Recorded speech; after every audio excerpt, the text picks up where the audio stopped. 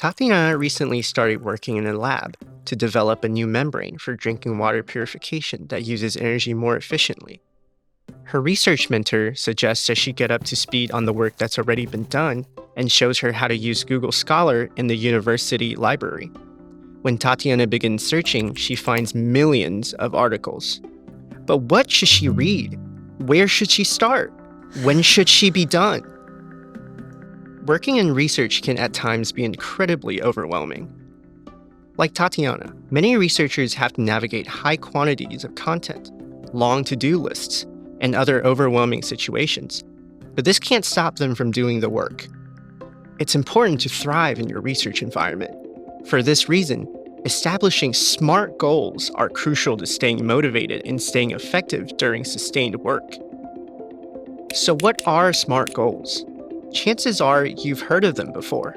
SMART goals follow a simple structure designed to help us frame our goals in ways that are specific, measurable, achievable, relevant, and time-bound.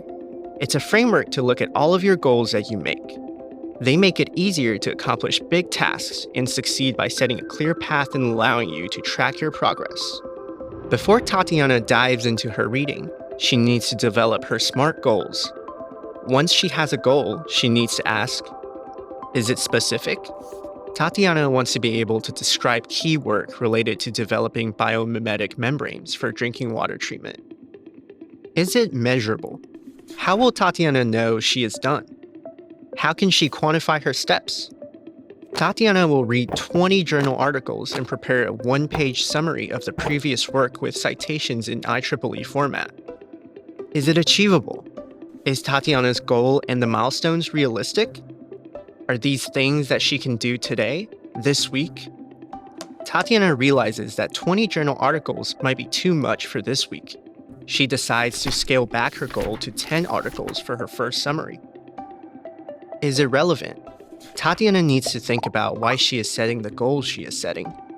Does this make sense to work towards answering her research question? What value does this bring to the work, the stakeholders, or even the end consumers? Tatiana realizes that in order to be useful, her literature review must directly address her research question. She revises it to focus specifically on optimizing the permeability of the biomimetic membranes.